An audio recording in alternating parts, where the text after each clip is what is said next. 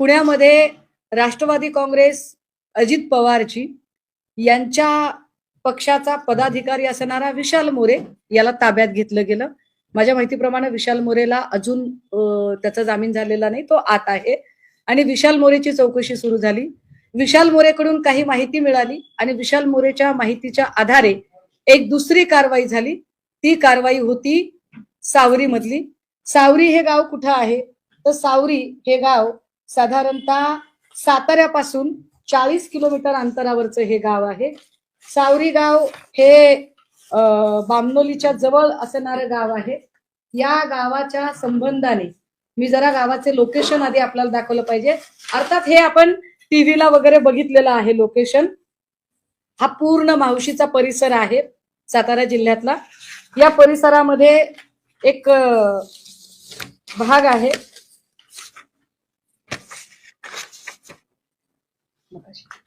हा हे साधारणतः हा याच्यामध्ये 2 गोल दिसत आहेत आपल्याला.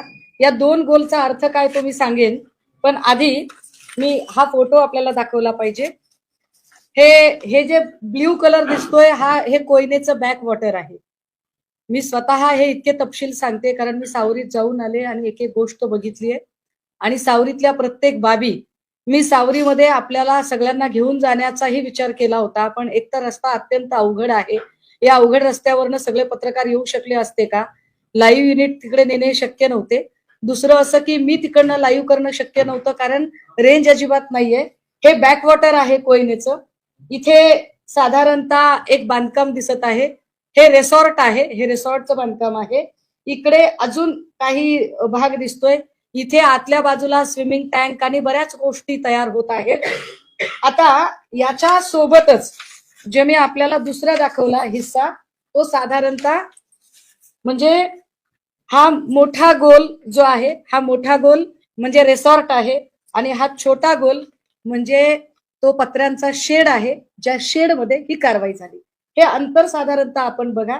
इथे आपल्याला साधारण जर आपला कॅमेरा जर झूम करू शकला तर हा एक महामार्ग आहे जो गावामध्ये जातो. हा महामार्ग गावात जातो आणि याला जोडून एक पांढरी रेषा आपल्याला दिसते. हा साधारणतः 1200 मीटरचा रस्ता आहे सिमेंट कॉन्क्रीटचा. हा 1200 मीटरचा सिमेंट कॉन्क्रीटचा रस्ता. याचे साधारणतः माझ्याकडे अजून निविदा आली नाही, पण जी मी माहिती घेतली त्यानुसार हा 75 लाख रुपये किमतीचा हा रस्ता बांधलेला आहे. हे विशेष आहे की बघा इथे एकही गाव दिसत नाही, इथे घर नाहीये, इथे लोकवस्ती नाहीये, इथे वर्दळ नाहीये, इथे कुठेही माणसं राहत नाहीत. मग 75 लाख रुपये किमतीचा रस्ता इकडे का दिला? हे सिमेंट कॉन्क्रीटचा रस्ता का बांधला इथे? हे फार विशेष आहे की हा सिमेंट कॉन्क्रीटचा रस्ता का बांधला? जर इकडे एकही माणूस नाही, गाव नाही, घर नाही, वर्दळ नाही, तर या शेडला जोडणारा रस्ता का केला गेला? जर आपण पायी चालत गेलो तर 15-20 मिनिटं लागतात. जर आपण या ठिकाणी गाडीने चालत गेलो तर साधारणतः 5 मिनिटं लागतात. मी आता आपल्याला हा फोटो दाखवला पाहिजे. हे शेड आहे, हे रिसॉर्ट आहे.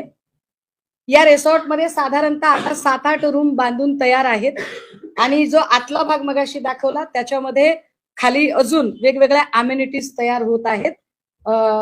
हे इकडे काम, त्याची गिट्टी आणि फरशा आहेत. हा पत्र्यांचा शेड आहे, ठीक आहे. इकडे एक डस्टर गाडी थांबलेली आहे जी कारवाईसाठी गेलेली होती. आता कारवाईसाठी गाडी गेली होती आणि ही साधी गाडी आहे. आता याच्या नंतर या सगळ्यांमध्ये ही जी कारवाई झाली, या कारवाईमध्ये 45 किलोचं ड्रग सापडलं. या 45 किलो मध्ये मी आपल्याला त्याची किंमत थोडी हायलाइट केली पाहिजे. मी काही लोकांना विचारत होते आणि मी काल अख्खा दिवस त्याची माहिती घेत होते. साधारणतः 52 ग्रॅम जर ड्रग्ज घ्यायचा असेल तर 52 ग्रॅम ड्रग्जला 10 लाख रुपये लागतात. 52 ग्रॅम ड्रग्जला जर 10 लाख रुपये लागतात तर 45 किलो ड्रग्जला किती? तर ते साधारणतः 115 कोटी रुपये होतात. 115 कोटी रुपयाचं ड्रग्ज या ठिकाणी सापडलं आणि ही बातमी फारशी काही हायलाइट होत नाही, हे विशेष. बरं, आता ही माहिती मी तुम्हाला देते, ही इंटर रिलेट कशी होते बरं? तर मी सांगितलं पाहिजे की हा हे रिसॉर्ट कुणाच्या मालकीचं आहे? हे रिसॉर्ट साधारण प्रकाश शिंदे या व्यक्तीच्या मालकीचं आहे. प्रकाश शिंदे कोण आहेत? प्रकाश शिंदेचा काय संबंध आहे? आणि प्रकाश शिंदे इकडे का गेले होते? तर या शेडला, हे जे शेड आहे, या शेडला याचा मालक आहे गोविंद शिनकर. गोविंद शिनकरच्या शेडमध्ये, गोविंद शिनकरच्या शेडची चावी ही ओंकार डिगेने मागितली. ओंकार डिगेला सावरी गावामध्ये काळू नावाने ओळखतात. हे काळू नाव साधारणतः ओंकार डिगे. प्रकाश शिंदेचं हे रिसॉर्ट आहे. हा जो शेड आहे, हा शेड हा गोविंद शिनकरच्या मालकीचा आहे. गोविंद शिनकरच्या मालकीचा आहे हे मी कसं काय सांगू शकते?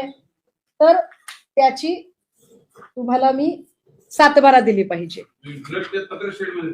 येस, पत्र्याच्या शेडमध्ये ड्रग सापडला आणि या शेडची सातबारा गोविंद शिनकरच्या नावची आहे.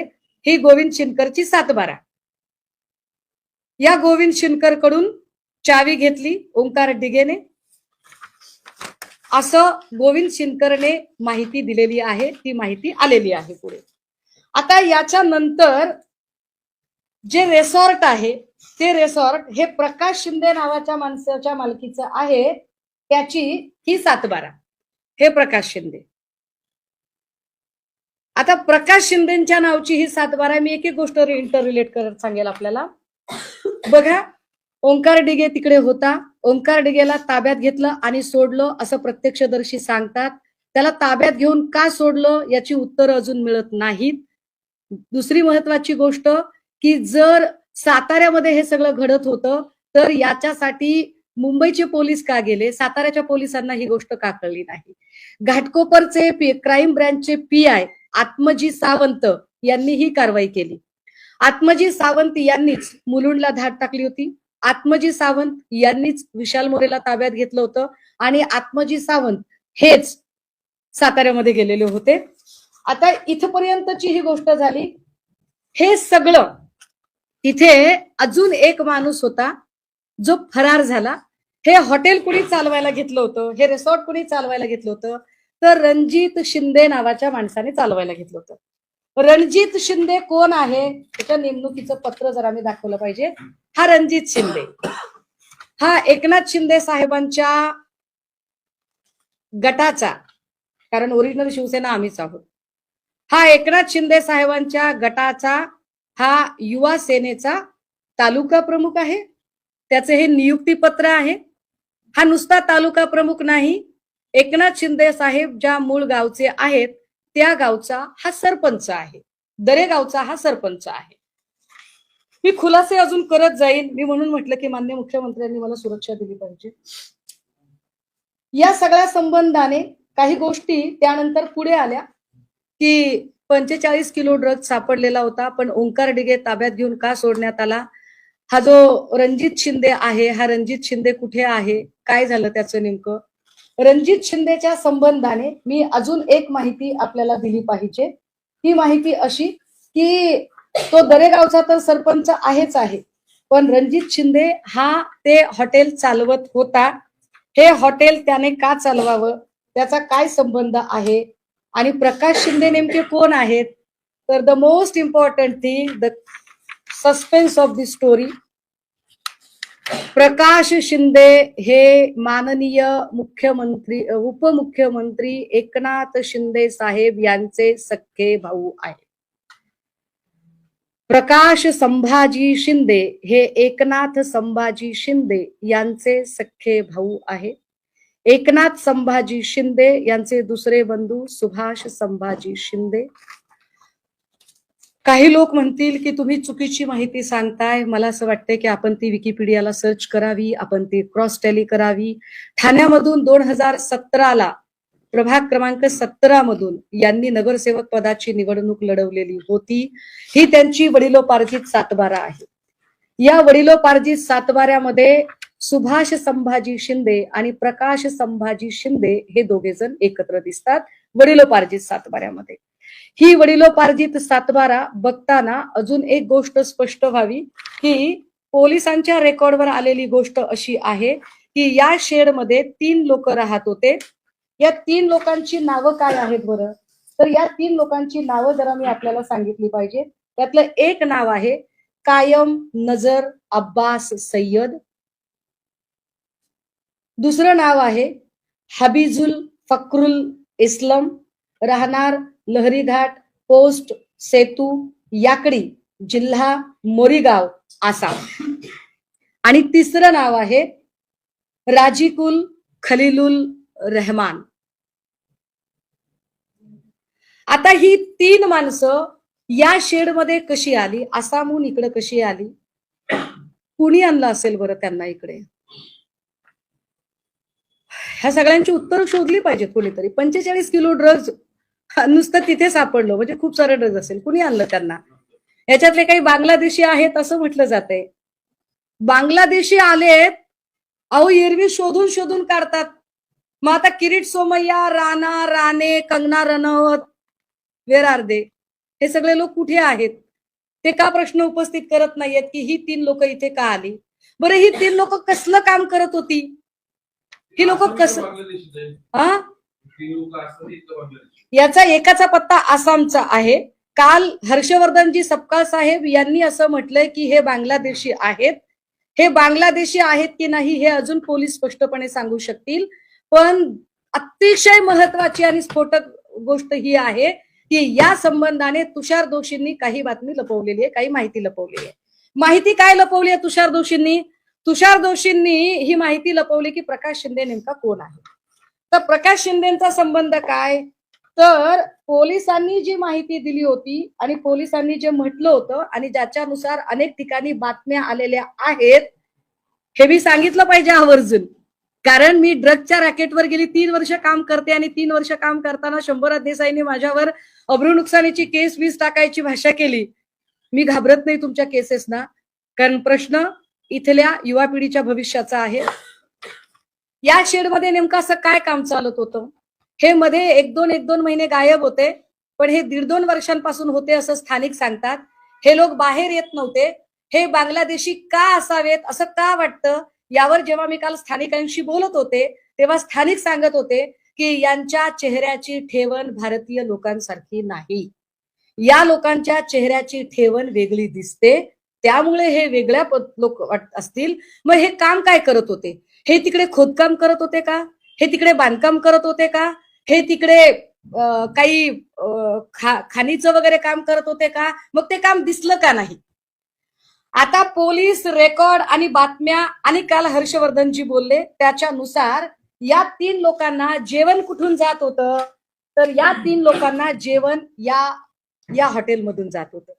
जे हॉटेल प्रकाश शिंदे यांचं, जे हॉटेल रणजित शिंदेने चालवायला घेतलं, जे हॉटेल रणजित शिंदे हा दरेगावचा सरपंच आणि युवा सेनेचा तालुका प्रमुख.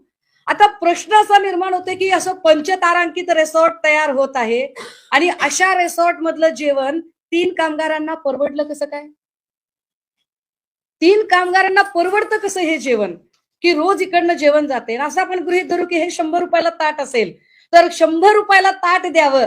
इतकी वाईट अवस्था या रिसॉर्टच्या मालकावर कशी काय आली की त्यांनी 100 रुपयाचं ताटाचं जेवण त्यांना द्यावं? माहिती माझी नाही, ही माहिती पोलिसांच्या तपासातली माहिती आहे. फार याच्यापेक्षा अजून काय स्फोटक असू शकतं? तर याच्यापेक्षा स्फोटक ही गोष्ट आहे की कुठलीही FIR ही पब्लिकली असली पाहिजे. FIR हे पब्लिक डॉक्युमेंट आहे. ऑनरेबल कोर्टाने या संबंधाने एक निर्वाळा दिलेला आहे. त्या निर्वाळ्यात असं म्हटलेलं आहे की it has been held in the about judgement by the honourable जज of Bombay High Court that FIR when recorded is a public document. Moreover, when the copy of the FIR is forwarded to the court and the same is registered by court is also becomes a public document and hence the police officer are bound to furnish certified copy of the FIR U/S 76 of the Indian Evidence Act. However, it is copy thereof.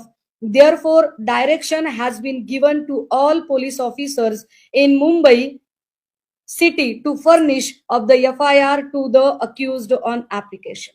की FIR हे public document आहे आणि police are only the custodial of that FIR. They are not the owner of FIR.